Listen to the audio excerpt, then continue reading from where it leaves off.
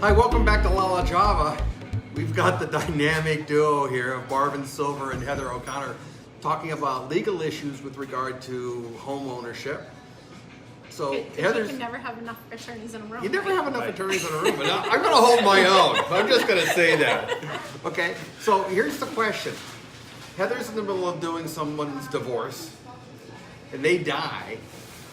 How does all that work with Marvin and the estate plan and the divorce and who gets what and when, and how do you guys sort that out? So my answer is easy. If they die in the middle of a divorce, we're done. That's right. And that means that whatever the documents are that were in place are not impacted by the divorce because the divorce never happened. There may have been a filing for divorce, but until the divorce is final, it hasn't happened. So whatever the existing documents were, which probably were done when the couple was happily married, and they probably left everything to the other, that's what's going to control. So is there a way to protect yourself, your interests in that situation? I don't know that there's an easy answer to that. You know, my wife doesn't want to be married anymore. We still own a house together. I'm worried about dying before the divorce. I don't want her to get all that. How do you work that? Do you do a will for your own part of that, or how does that work? That's all you, because that's not our side of things. Yeah. I mean, my understanding is that once a divorce is filed, there's in essence an injunction against transferring property. I don't know that there's an injunction against doing a will. Have I stumped the attorneys? Well, I stumped the attorney. Oh no! No, Okay. put your arms back down. This is the intersection where family law and estate law kind of meet. Yeah. And I don't do divorces and never would want to. I know that Heather, this is for you to say.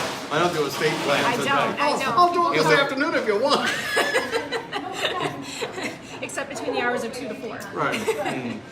No, but I think on that note, where we kind of do want to play, and what I've seen within some cases, one that I'm dealing with now, but the issue of life insurance and the beneficiary.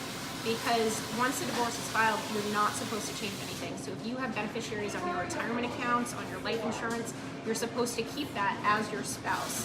And what I've seen in some cases is somebody takes the person off, and then if they die, you have a complete horrible mess because pursuant to the laws, you know, it goes to the spouse, but now it's a mess because there's no beneficiary.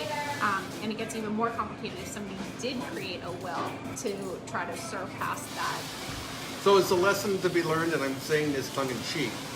Before filing for divorce, I want to change who the beneficiaries are on my insurance. I gotta believe that a good attorney can. He's looking for the loopholes. No, I gotta believe that a good attorney can see right through that. Yeah, and for us, you know, we're not only looking at from the date that the divorce is filed, but what happened in the interim when people knew that a divorce was going to be filed. And you see the same thing with people all of a sudden going out and buying things, all of a sudden wasting through money, you know, trying to hide assets. If people knew a divorce was coming, the court will often look at that as you're doing something wrong, you're going to pay for it. So what advice do you give someone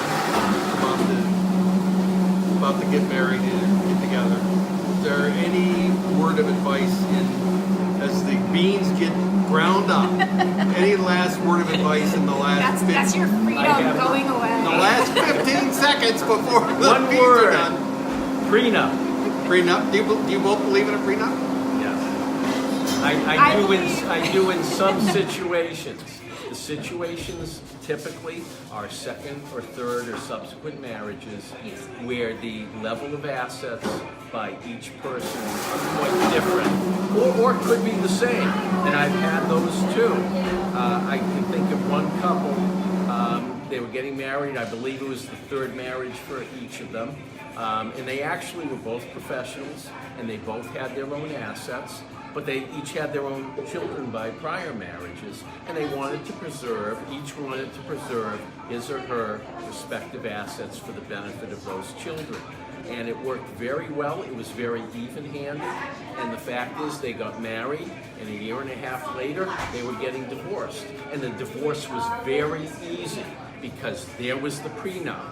It made it very clear what had to happen. The roadmap was there.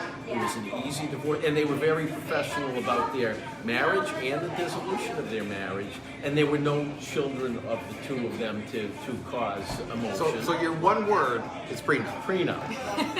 And I think You see the humor in there's that. no, I do. There is no cookie cutter solution. So Yeah. for some people, prenup is a good thing. For others, you know, that's not where they want to head. And it's an individual decision that needs to be made by each person. But I do agree completely.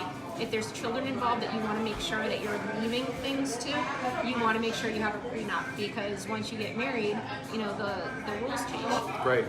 Well, I want to thank you both for sitting in today and talking about the value of prenup and how thorny these situations can become. Thank you.